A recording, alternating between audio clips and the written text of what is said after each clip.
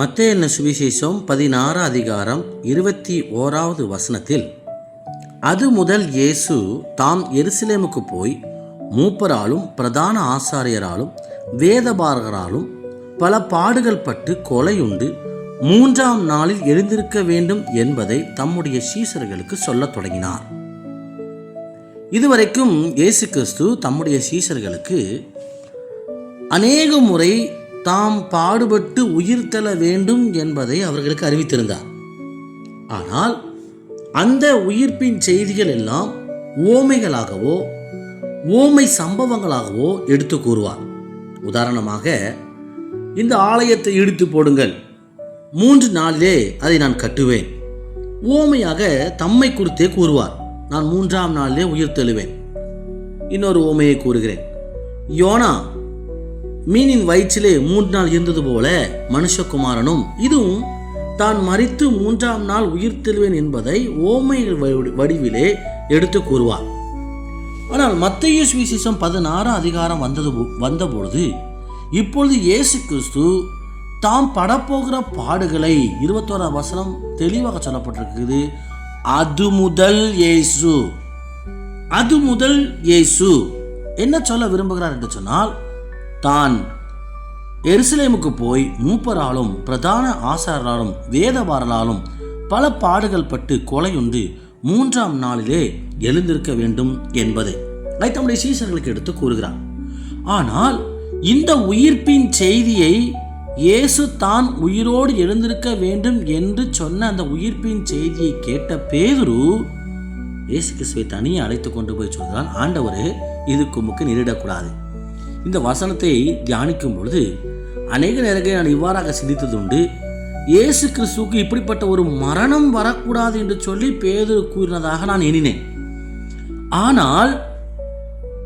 ஆனால் இங்கே பேதுரு இயேசு கிறிஸ்துவை தனியே அழைத்து இது உமக்கு நேரிடக்கூடாது என்று சொன்னதில் இதுவும் அடங்குகிறது. என்னவென்று சொன்னால், தாம் 3ஆம் நாளிலே எழுந்திருக்க வேண்டும் என்கிற வார்த்தை. உயிர் தெழுந்த செய்தியை பேதுரு கேட்டபொழுது, ஆண்டவரே, இது உமக்கு நேரிடக்கூடாது, இது உமக்கு சம்பவிப்பதும் இல்லை என்று அவரை கடிந்து கொள்ள தொடங்கினார். பாடுகள் மட்டும் அல்ல, உயிர் தெழப் போகிற செய்தியும் இயேசு கிறிஸ்து கூறுகிறார். பேதுரு இவ்வாறாக கூறியிருக்க வேண்டும், நல்லது இயேசுவே, எப்பொழுது நீங்கள் சாவீர்கள், எப்பொழுது நீங்கள் உயிர் தெழுந்திருப்பீர்கள், அந்த நேரத்தையும் காலத்தையும் சொல்லுவீங்க என்று சொன்னால் நாங்கள் ஆயத்தமாகி காத்திருப்போம் என்று கூற வேண்டிய பேதுரு. காரணம், அதற்கு முந்தைய சில வசனங்களுக்கு முன்புதான் சீமோன் பேதுரு கூறினார், நீ ஜீவனுள்ள தேவனுடைய குமாரனாகிய கிறிஸ்து. 17வது வசனம் சொல்லப்பட்டிருக்கிறது. அப்பொழுது அவர் சொன்னார், நீ பாக்கியவான், மாம்சம் இரத்தம் இதை உனக்கு வெளிப்படுத்தவில்லை, பரலோகத்தில் இருக்கிற என் பிதா இதை உனக்கு வெளிப்படுத்தினார் என்று சொல்லி அவனை மிகவும் அப்ரிஷியேட் பண்ணி 18வது வசனத்தில், நீ பேதுருவா இருக்கிறாய், இந்த கல்லின் மேலே என் சபையை கட்டுவேன், பாதாளத்தின் வாசல்களை மேற்கொள்வதில்லை என்கிற அதிகாரத்தையும், பரலோக ராஜ்யத்தின் திறவுகோலை உனக்கு தருவேன் அப்படிங்கிற திறவுகோலின் அதிகாரத்தையும் பேதுரு கையில் கொடுத்துருக்கிறார். ரொம்ப ஒரு கணம் பொருந்திய ஒரு லீடர்ஷிப்க்கு வந்தாச்சு. ஆனால் உயிர் தெழுந்த செய்தியை, தான் மரித்து உயிர் தெழ போகிறேன் என்கிற செய்தியை கேட்ட உடனே பேதுரு இப்போ கொஞ்சம் கனம் பெற்றதுனால இயேசு கிறிஸ்துவை தனியாக அழைத்து, இயேசுவே, இது உமக்கு நேரிடக்கூடாது, இது சம்பவிக்கக்கூடாது என்று அவரை கடிந்து கொள்ள தொடங்கினார்.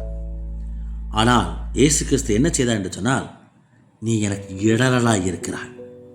முதல்ல நீங்கள் வாசத்தை பார்த்தா, என் பிதாதான் உனக்கு வெளிப்படுத்தினாரு, பரலோகத்தின் திறவுகளை உனக்கு தருவேன், நீ இந்த கல்லின் மேல் என் சபையை கட்டுவேன், இதை எல்லாவற்றையும் சொன்னாது இயேசு அடுத்த 23வது வசனத்தில் சொல்கிறார், நீ எனக்கு இடரலாக இருக்கிறாய், எனக்கு பின்னாக போ சாத்தானே என்று சொல்லி பேதுருவை இவ்வாறு கூறிவிட்டு, தேவனுக்கு ஏற்றவை நீ சிந்தியாமல் நீ மனுஷனுக்கு ஏற்றவையை சிந்திக்கிறாய்.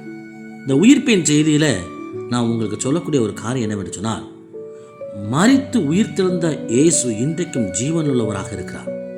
அநேக நபர்கள் இந்த உயிர்ப்பின் வல்லமையை விசுவாசிப்பதில்லை. அவர்கள் மனுஷனுக்கு ஏற்றபடியே சிந்திக்கிறார்கள், தேவனுக்கு ஏற்றவர்களை சிந்திப்பதில்லை. அதனால் தான் இயேசு கிறிஸ்து பேதுருவை கடிந்து கொள்ள தொடங்கினார். அது முதல் உயிர்ப்பின் செய்தி நேரடியாக கடந்து வருகிறது.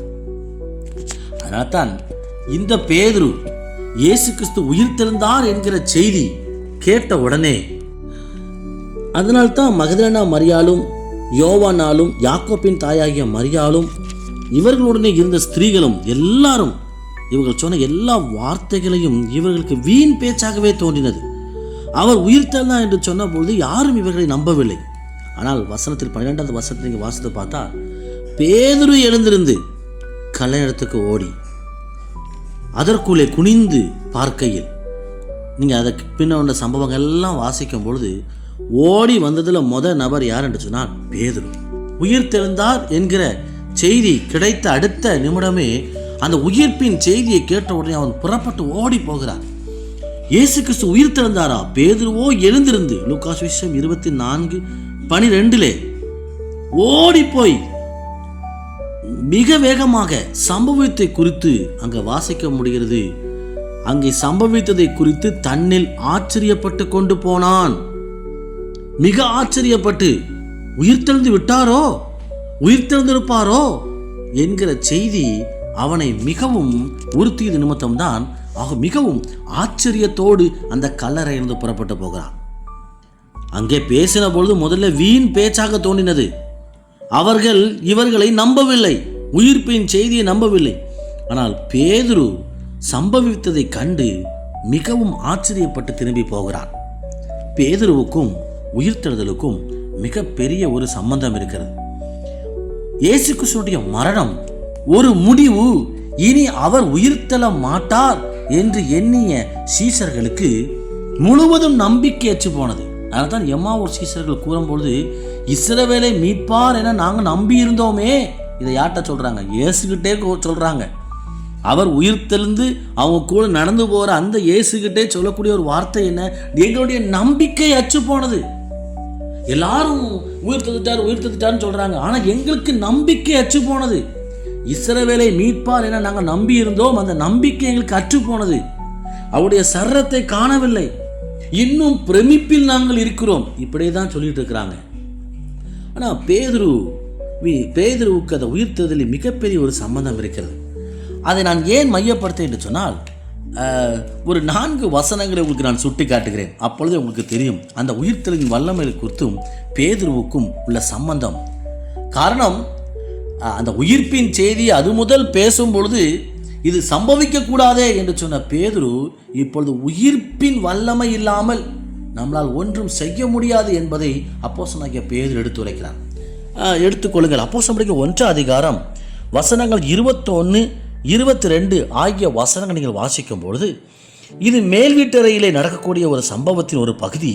அதில் என்னவென்று சொன்னால், அநேக நபர்கள் சங்கத்திருக்கிற அந்த மேல் வீட்டறையிலே இப்பொழுது யூதாசுக்கு பதிலாக ஒரு நபரை தேர்ந்தெடுக்க வேண்டும். அநேக சீஷர்கள் இருக்கிறார்கள், அநேக சீஷர்கள் காத்திருக்கிறார்கள். இயேசு கிறிஸ்துவின் தாயாகிய மரியாளும் அவர்களுக்குள் இருப்பதாக அப்போஸ்தலர் 1 அதிகாரம் 14வது வசனத்தில் இருக்கிறது. எல்லோரும் ஒருமனப்பட்டு ஜபத்திலையும் வேண்டுதலையும் தரித்திருக்கிறாங்க. ஏறக்குறைய 120 பேர் அங்கு கூடியிருந்ததாக சொல்லப்பட்டிருக்கிறது. மேல் வீட்டறையின் அனுபவம் மிக மிக முக்கியமான ஒன்று. அதே மேல் வீட்டறையில் தான் இயேசு கிறிஸ்து பஸ்காவை ஆசரித்தார்.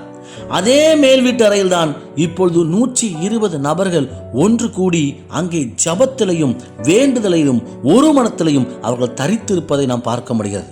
ஆனால் இதை மையமாக அல்ல நான் கூற வேண்டியது என்னவென்று சொன்னால், யூதாஸ் என்கிற ஒரு சீசன் நம்மை விட்டு கடந்து போனானே, இப்பொழுது அவனுக்கு பதிலாக எப்படிப்பட்ட ஒரு சீசனை தேர்ந்தெடுக்க வேண்டும்? வசனம் 22வது வசனத்தை வாசித்து பார்த்தால், அவர் நம்மிடத்தில் சஞ்சரித்த காலங்களில் எல்லாம் எங்களுடனே கூட இருந்த மனுஷர்களில் ஒருவன் அவர் உயிரோடு எழுந்ததை குறித்து எங்களுடனே கூட சாட்சியாக ஏற்படுத்த வேண்டும் என்றான். சீசனுக்கு குவாலிஃபிகேஷன் என்ன? எங்க கூட இருக்கிறவன் மட்டும் கிடையாது, எங்க கூட இருக்கிறவங்க உயிர் தெழுந்ததை குறித்து சாட்சியாக அறிவிக்க வேண்டும். எங்களுடனே கூட இந்த மனுஷர்களில் ஒருவன் அவர் உயிரோடு எழுந்ததை குறித்து எங்களுக்கு கூட சாட்சியாக ஏற்படுத்த வேண்டும் என்றான். இந்த உயிர்ப்பின் வல்லமையை உணர்ந்த அப்போஸ்தலனாகிய பேதுரு வெறும் ஆச்சரியப்பட்டவர் மட்டுமல்ல, உயிர்த்தெழுந்தாரா என்று சொல்லி உயிர்ப்பின் செய்தியை கல்லறைக்கு போய் பார்த்தோர் மாத்திரம் அல்ல, தமக்கு ஒரு சீசன், இயேசுவுக்கு ஒரு சீசன் வேண்டும் என்று சொன்னால் அந்த சீசன் உயிர்ப்பின் வல்லமையை சாட்சியாக அறிவிக்கிறவன் என்று அங்கே சீசர்களுக்குள்ள அந்த குவாலிஃபிகேஷன் எடுத்து சொல்றாரு பாருங்க. இயேசு கிறிஸ்து எப்படி செலக்ஷன் பண்ணாரோ தெரியல அந்த 12 சீஷர்களை. ஆனால் இப்போ இயேசு கிறிஸ்து அல்ல, பேதுரு எழுந்து நின்று அங்கே ஒருத்தரை செலக்ஷன் பண்ணுறாரு. அங்கே அவர் செலக்ஷன் பண்ணும்போது என்ன சொல்றானா, எங்கள் கூட இருக்கிறவர்கள் மாத்திரம் அல்ல, உயிர்ப்பின் வல்லமையை சாட்சியாய் அறிவிக்கிற சீஷர்கள் தேவை. அப்போ பேதுருக்கும் உயிர்த்தெழுதலுக்கும் எவ்வளோ பெரிய சம்பந்தம் பாருங்க. தலைவனாக வச்சிருக்கிற இயேசு கிறிஸ்து, நான் இல்லைப்பா, நீ தான்ப்பா திருச்சபையை முன்னிலை நடத்தக்கூடிய தலைவன் என்று வைக்கிற அப்போஸ்தலனாகிய பேதுரு இன்னொரு நபரை சீசனாக தேர்ந்தெடுப்பதற்கு அவர் சொன்ன குவாலிஃபிகேஷன் என்ன தெரியுமா? உயிர்ப்பின் வல்லமையை சாட்சியா அறிவிக்கிறவன் தான் சீசன். ரெண்டாவது, நான் உங்களுக்கு ஒன்றை சுட்டிக்காட்ட மையப்படுத்துகிறேன். 2வது அதிகாரம், அதே அப்போஸ்தலர்கள் 2 அதிகாரம், நீங்கள் 23, 24 நீங்கள் வாசிக்கும் பொழுது அந்த 2 அதிகாரம் முழுவதும் பரிசுத்த ஆவியினால் அவர்கள் அபிஷேகம் பெற்றவர்களால் பரிசுத்த ஆவியானவர் அக்கினிமயமான நாவு போல் அவர்கள் மேல் வந்து அமர்வார். இப்போ வந்து அமர்ந்த அவர் அங்கே பேதுரு 11 கூட எழுந்து நின்று சந்தேகமாய் சுற்றிலும் பார்க்கிறவர்களுக்கு இப்பொழுது பிரசங்கிக்க தொடங்கிறார். அவர் பிரசங்கிக்கும் போது கூறப்பட்ட வார்த்தை என்ன தெரியுமா? இயேசு கிறிஸ்துவை நீங்கள் சிலுவையில் ஆணியடித்து கொலை செய்தீர்கள். அதை மட்டும் நிப்பாட்டல, 24 சொல்றாரு, தேவன் அவருடைய மரண உபாதிகளின் கட்டை அவிழ்த்து அவரை எழுப்பினார். அவர் மரணத்தினால் கட்டப்பட்டிருக்க கூடாதிருந்தது, மரணத்தினால் கட்டப்பட்டு கூடாதிருந்தது. முதல் பிரசங்கமே என்ன தெரியுமா? கிறிஸ்து உயிர் தெழுந்தார். பேதுரு பிரசங்கிக்கிறது. பேதுரு 2 அதிகாரம் 14வது வசனத்தில் பேதுரு 11 கூட நின்று, எல்லாரும் கூட நின்று அவர் சொல்லக்கூடிய காரியம் என்னவென்று சொன்னால், மத்தியாசஸ் தேர்ந்தெடுக்கும் பொழுதும் நான் சொன்ன உயிர்ப்பின் வல்லமை, இப்பொழுது பரிசுத்த ஆவியானுடைய அக்கினிமயமான நாவை குறித்து சந்தேகத்தோடு பேசின நபர்கள் மத்தியிலே முதல் பிரசங்கம் தைரியமாக எழுந்து பிரசங்கிக்கிற பேதுரு, அப்போஸ்தலனாகிய பேதுரு கூறக்கூடிய ஒரு வார்த்தை என்னவென்று சொன்னால், தேவன் அவரை எழுப்பினார். மரணத்தினால் கட்டப்பட்டு கூடாதிருந்தது, மரணம் அவரை கட்ட முடியவில்லை, தேவன் அவரை எழுப்பினார். அவரை தேவன் எழுப்பினார். அதுதான் முதல் பிரசங்கம் அப்போஸ்தலனாகிய பேதுரு கொடுக்கிறார் பாருங்க. 3வது சம்பவத்தை நான் சொல்றேன். அதே 3வது அதிகாரம் 14வது வசனத்தின் பக்கம் 15வது வசனத்தின் பக்கம் நீங்க வந்து வாசித்து பார்த்தீங்கன்னா, இங்க அடுத்த சம்பவம் நேரிடுகிறது. ஒரு அற்புதம் உண்டாகிறது. அங்கே பிறவியிலேயே ஒரு சப்பானிக்கு நடந்த ஒரு அற்புதம். அந்த அற்புதத்தை குறித்து கேள்வி கேட்ட ஒவ்வொருவரும் ஒவ்வொரு விதமாக பேசிட்டு இருந்த பொழுது பேதுரு அதை கண்டு, 12வது வசனம், 3வது சம்பவமும் நான் சொல்கிறேன். பேதுரு அதை கண்டு ஜனங்களை நோக்கி, நீங்கள் ஆச்சரியப்படுகிறது என்ன? அப்படியே சொல்லி 15வது வசனம் சொல்றாரு, ஜீவாதிபதியை கொலை செய்தீர்கள், அவரை தேவன் மரித்தோரிலிருந்து எழுப்பினார், அதற்கு நாங்கள் சாட்சிகளாயிருக்கிறோம். அற்புதம் நடந்ததற்கும் காரணம், தேவன் மரித்தோரிலிருந்து இயேசுவை எழுப்பினார், இயேசு கிறிஸ்து உயிர் தெழுந்தார். அது நிமித்தம் தான் அற்புதம் நடக்கிறது. பாருங்க, 3வது சம்பவத்திலையும் அப்போஸ்தலனாகிய பேதுரு சொல்றாரு, நீங்கள் ஜீவாதிபதியை கொலை செய்தீர்கள், ஆனால் தேவன் அவரை எழுப்பினார், அதற்கு நாங்கள் சாட்சிகள். அற்புதத்தின் வல்லமையே உயிர்த்தெழுதல் மட்டுமே. நீங்கள் பார்த்த இந்த அற்புதத்தின் வல்லமைக்கு காரணம் இயேசு உயிர் தெழுந்தார். அதைத்தான் 3வது பேதுரு மையப்படுத்துகிறார். 4வது சம்பவத்தை நான் சொல்கிறேன். அப்போஸ்தலர்கள் 10வது அதிகாரம் அதனுடைய 39 40 வசனங்கள் வரைக்கும் நீங்கள் வாசிக்கும் பொழுது, 40, 41, 42 நீங்கள் வாசித்து பார்க்கும் பொழுது, கொர்நேலியு வீட்டில் புறஜாதியருக்கும் சுவிசேஷம் அறிவிக்கப்படுகிறது. புறஜாதியருக்கும் பரிசுத்த ஆவியின் வல்லமையும் ஸ்நானமும் கொடுக்கப்படுகிறது. ஆனால் எல்லாவற்றுக்கும் முன்பதாக அங்க பேதுரு செய்த காரியம் என்னவென்று சொன்னால், 40வது வசனம், 3ஆம் நாளிலே தேவன் அவரை எழுப்பி பிரத்யட்சமாய் காணும்படி செய்தார். அங்க மட்டும் முடிக்கல, அவர் உயிர்த்தெழுந்தார் மட்டும் முடிக்கல, ஆயினும் எல்லா ஜனங்களுக்கும் பிரத்யட்சமாகும்படி செய்யாமல் அவர் மரித்தோரிலிருந்து எழுந்த பின்பு அவரோடே புசித்து குடித்தவர்களும் தேவனால் முன்பு நியமிக்கப்பட்ட சாட்சிகளுமாகிய எங்களுக்கே பிரத்யட்சமாகும்படி செய்தார். அன்றியும் அவரே உயிரோடு இருக்கிறவர்களுக்கும் மரித்தோர்களுக்கும் தேவனால் ஏற்படுத்தப்பட்ட நியாயாதிபதி என்று ஜனங்களுக்கு பிரசங்கிக்கவும் சாட்சியாக ஒப்புவிக்கவும் அவர் எங்களுக்கு கட்டளையிட்டார். இந்த 4வது சம்பவத்தில் என்ன சொல்றான்னு சொன்னா, ஐயா இயேசு கிறிஸ்து உயிர் தெழுந்தார், அவர் எழுப்பி பிரத்யட்சமானார். அதை வெறுமனே மற்றவர்களுக்கு மாத்திரம் அவர் பிரத்யட்சமாக செய்யாமல் அவர் எங்களுக்கே அவர் பிரத்யட்சமானார். தேவனால் முன்பு நியமிக்கப்பட்டவர்களுக்கே அவர் பிரத்யட்சமானார் என்று கூறுவதை நாம் பார்க்க முடிகிறது. வெறும் புறஜாதிகளுக்கு மாத்திரம் அல்ல, அவருடைய உயிர்ப்பின் செய்தியை நாங்கள் கண்டிருக்கிறோம். அவர் எங்களுக்கே பிரத்யட்சமானார் என்பதை இங்கே அப்போஸ்தலனாகிய பேதுரு கூறுவதை பார்க்க முடிகிறது. நான் ஆரம்பத்திலே சொன்னதுதான், அவர் உயிர்த்தெழுதலை குறித்து பிரசங்கிக்கும் பொழுது அவர் கடிந்து கொள்ள தொடங்கிறார். இது உமக்கு சம்பவிக்கக்கூடாது என்று கூறுகிறார்.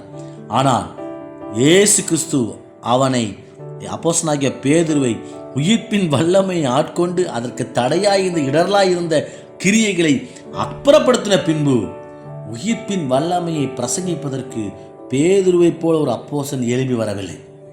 அதனால் தான் மேல் வீட்டறையின் அனுபவத்திலே உயிர்ப்பின் செய்தி, முதல் பிரசங்கமே உயிர்ப்பின் செய்தி, அற்புதமே உயிர்ப்பின் வல்லமையால் நடைபெற்றது. பிரத்யட்சம் எங்களுக்கு பிரத்யட்சமானார். உயிர்ப்பின் பிரத்யட்சம் தேவனால் முன்பு நியமிக்கப்பட்ட எங்களுக்கு தான் கிடைச்சிச்சு அப்படின்னு சொல்வதை நாம் பார்க்க முடிகிறது. கேட்டுக்கொண்டிருக்கான ஒவ்வொருவருக்கு நான் கூறக்கூடிய ஒரு காரியம் இதுதான். அவர் உயிர்த்தெழுந்தார், அவர் நம்மை உயிர்ப்பின் வல்லமையிலே ஆட்கொள்வார். அவருடைய உயிர்ப்பின் பிரத்யட்சம் இன்று நம்முடைய குடும்பத்தையும் நம்முடைய பிள்ளைகளையும் மூடுவதாக. வேற யாருக்கும் அல்ல, எனக்கு பிரத்யட்சமாகட்டும், என்னுடைய குடும்பத்துக்கு அந்த உயிர்ப்பின் வல்லமை உண்டாகட்டும் என்று சொல்லி ஜபசுந்தியோடு காத்திருப்போம். உயிர்ப்பின் வல்லமையை சுதந்திரிப்போம். தேவனால் நடத்தப்படுவோம். தேவ ஆசீர்வாதத்தை பெறுவோம். தேவன் நாம் ஒவ்வொருவரையும் ஆசீர்வதிப்பாராக. நான் உங்களுக்காண்டி ஜெபிக்கிறேன். கண்களை மூடுவோம், நாம் ஜெபிப்போம். அன்பின் பரலோக பிதாவே, உயிர்ப்பின் வல்லமை அநேக நேரங்களில் எங்களுக்குள் காணப்படுகிற சோதனைகள், போராட்டங்கள், சத்துருடைய இடர்கள் நிமித்தம் நாங்கள் உயிர்ப்பின் வல்லமைக்கு நாங்கள் வெகு தூரமாக இருக்கிறோம். சில நேரங்களில் உயிர்ப்பின் வல்லமைக்கு நாங்கள் இடரலாகவே இருக்கிறோம்.